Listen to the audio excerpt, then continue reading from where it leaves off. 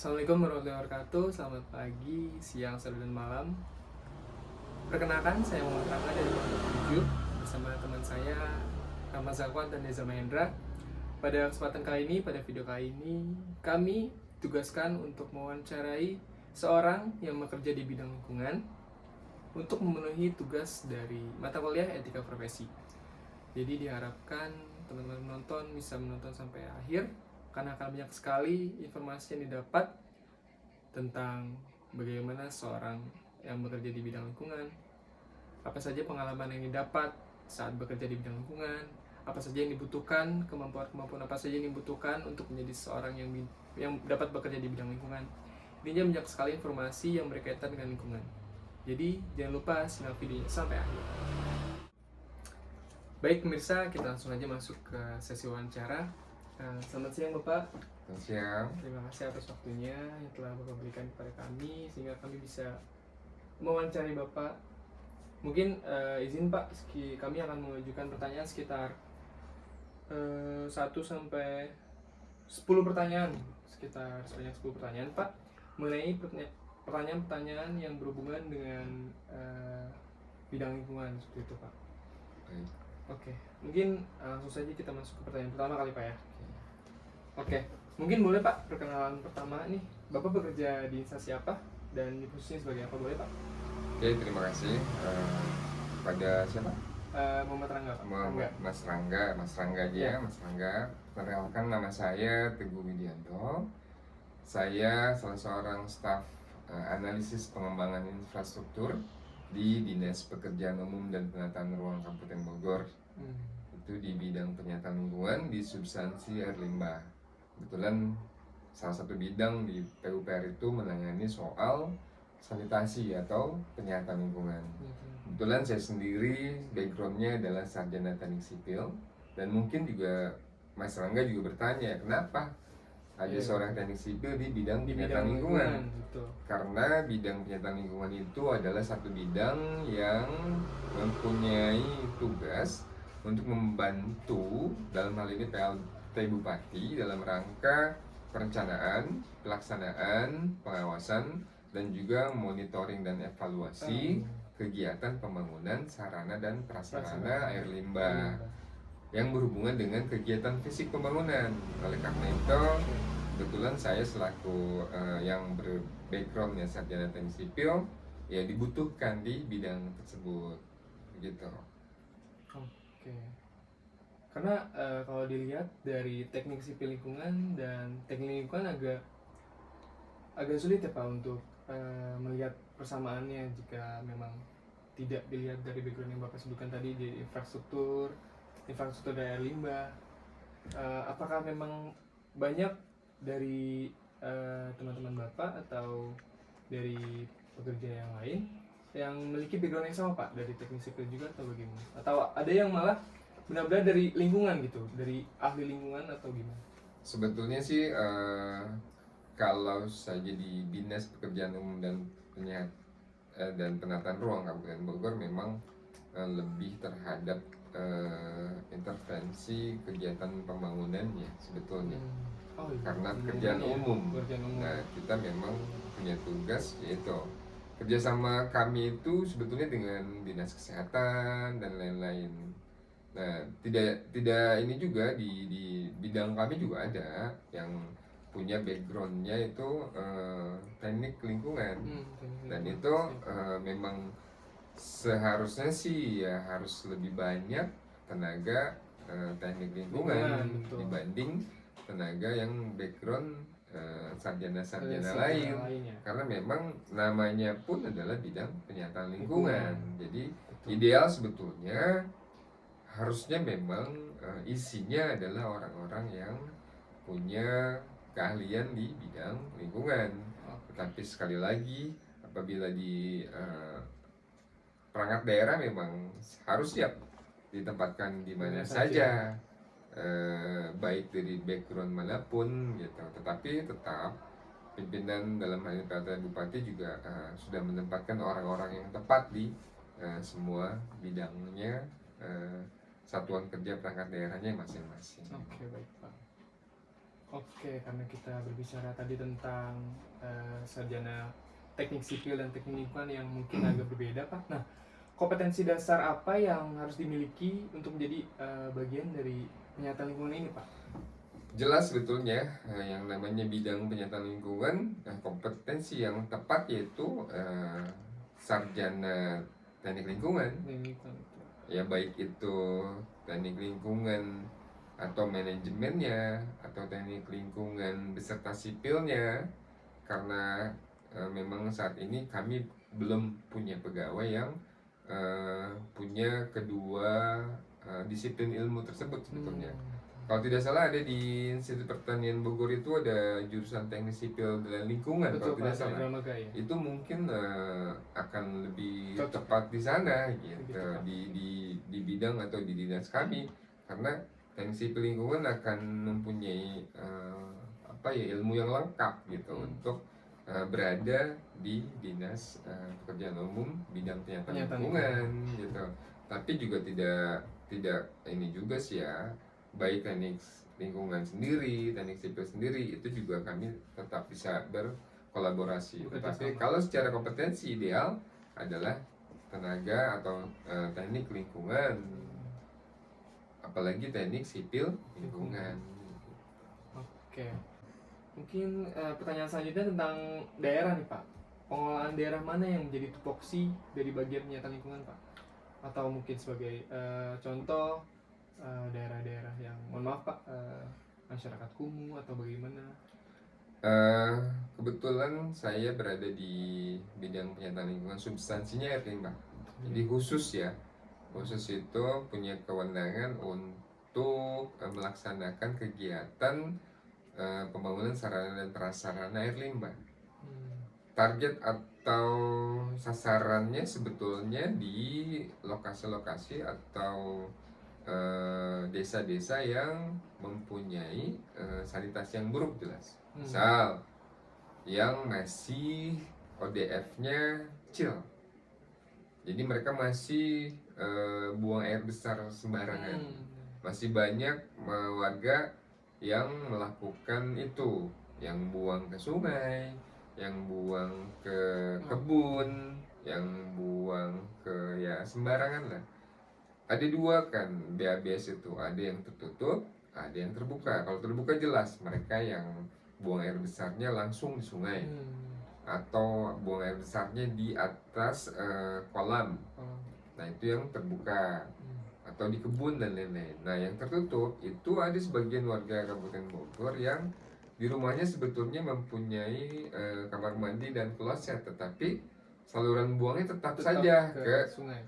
Ya, badan air terdekat, mau ke saluran, ke sungai, atau selokan dan lain-lain. Nah, itu juga dikatakan buang air besar sembarangan. Nah, titik-titik itulah di mana di seluruh wilayah Kabupaten Bogor ini yang masih ada seperti itu. Nah, kami intervensi dengan kegiatan program kami, yaitu pembangunan IPA komunal atau pembangunan tangki septik individual. Antara tadi yang Bapak bilang septic tank komunal atau tangki septik individual, yang mana yang mungkin lebih baik secara fungsinya? Kedua fungsinya jelas baik, tetapi berbeda saat pengelolaan dan pemeliharaannya.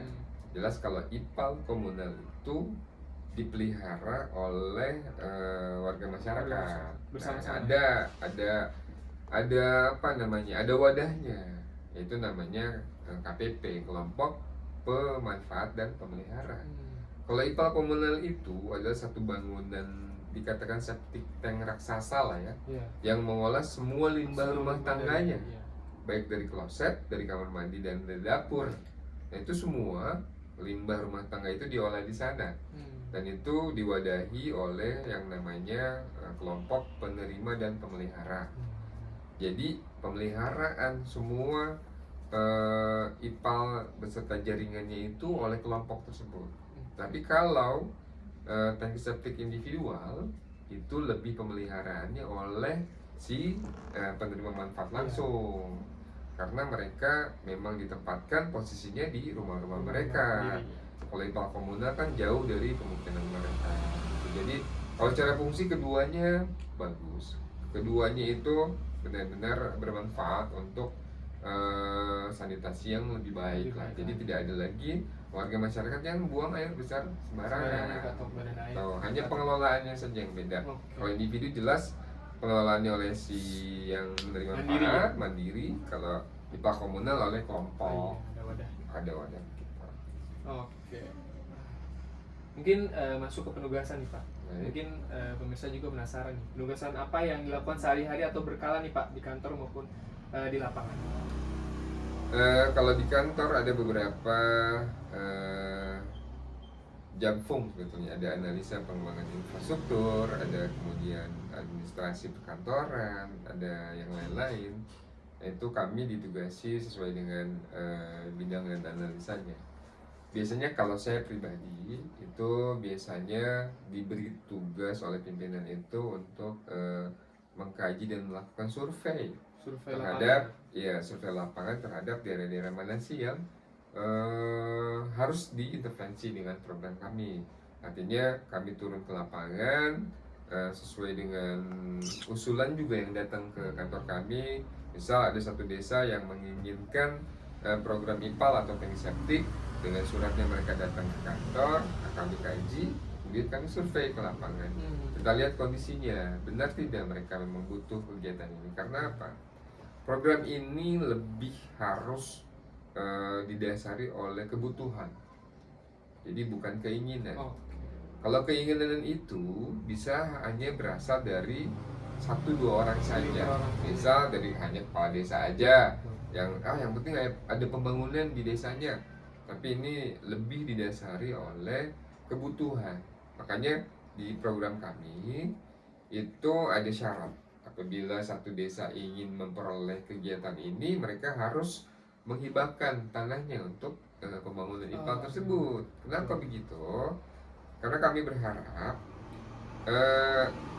perbaikan lingkungan itu harus dimulai dari mereka sendiri. Nah, didasari dengan apa? Ditandai dengan apa? Jadi ada salah satu personal, baik lembaga, yayasan dan lain-lain yang ingin dan mau menghibahkan sebagian lahannya untuk lokasi pembangunan IPAL tersebut.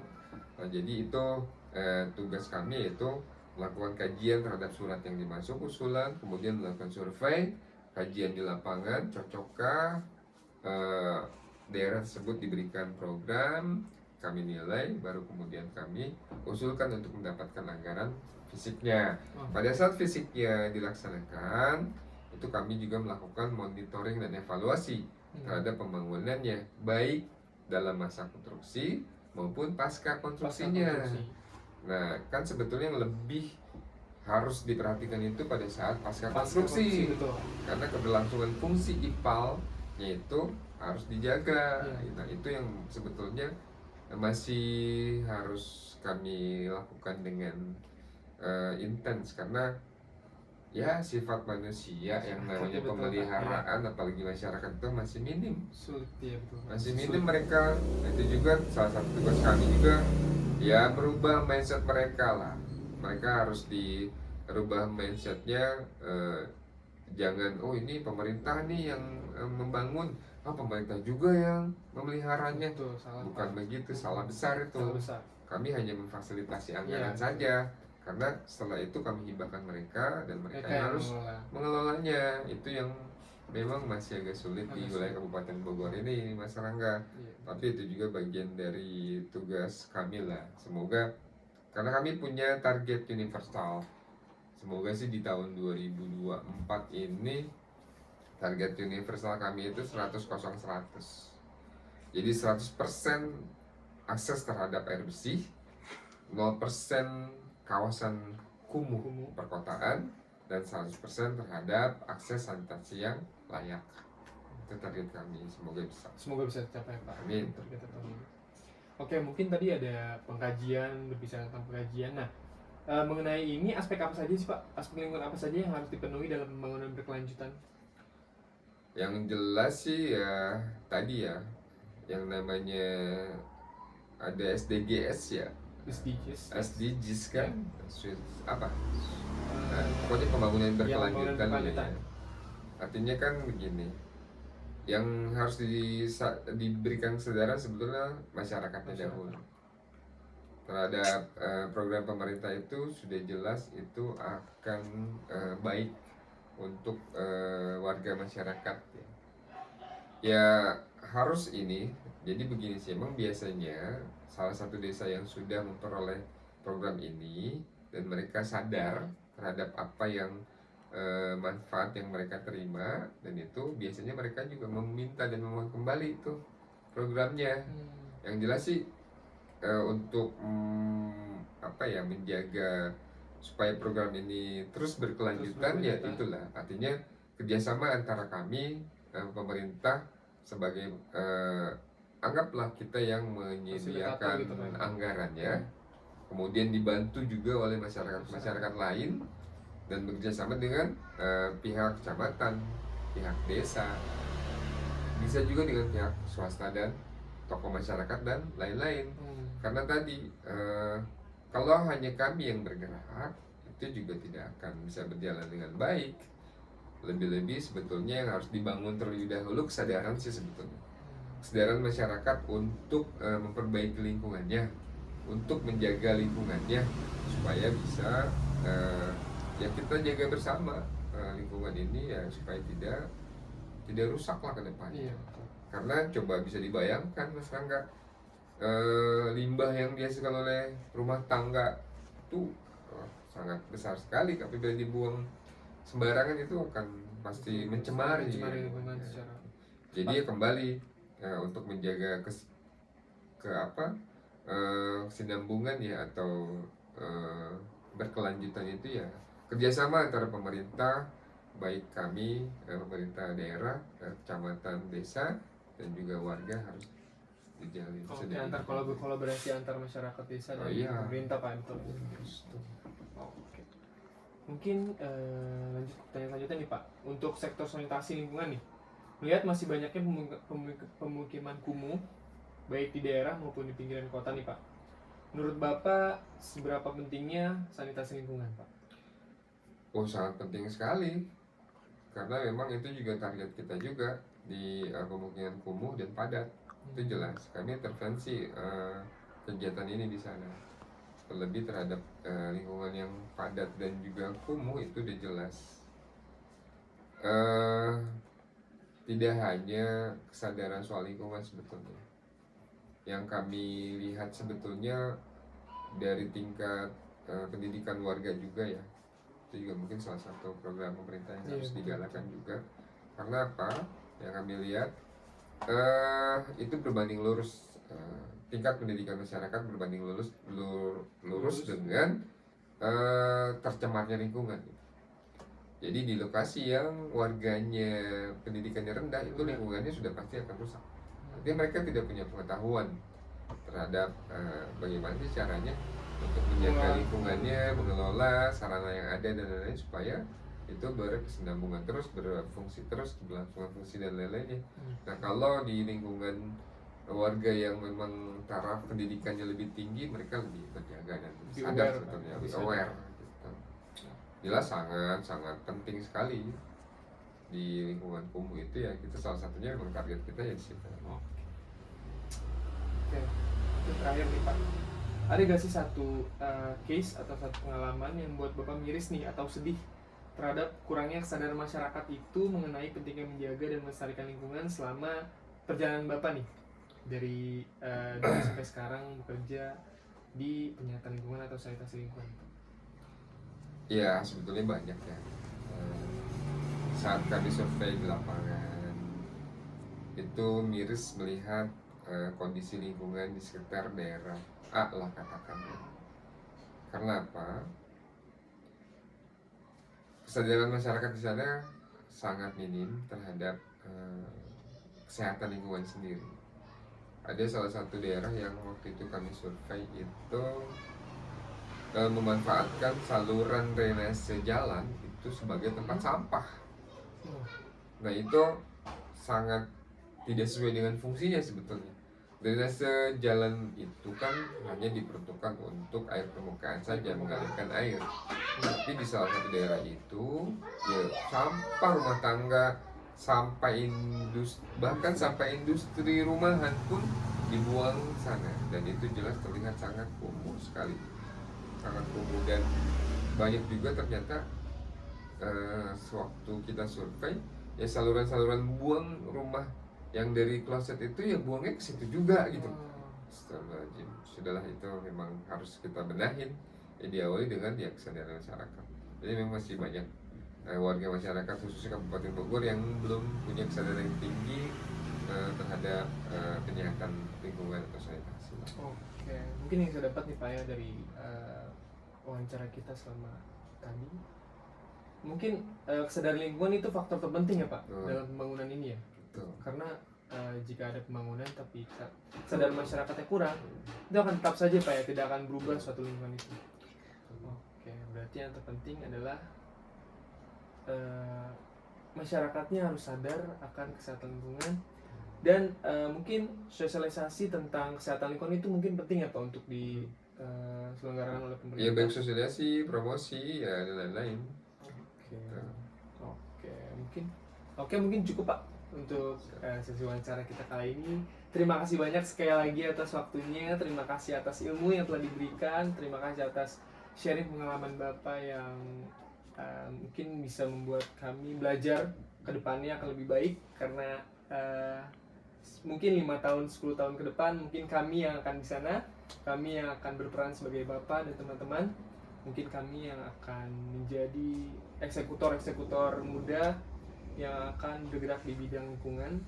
Jadi mohon doanya, mungkin nanti jika ada pertanyaan boleh Pak kami inikan pribadi untuk lebih dalam. Oke, baik. Terima kasih Pak sekali lagi atas waktunya. Mohon maaf kalau ada salah kata dari saya ataupun melenceng dari Bapak, pertanyaannya mungkin agak pribadi atau bagaimana. Mohon maaf sekali lagi dan terima kasih. Assalamualaikum warahmatullahi wabarakatuh. Waalaikumsalam warahmatullahi wabarakatuh.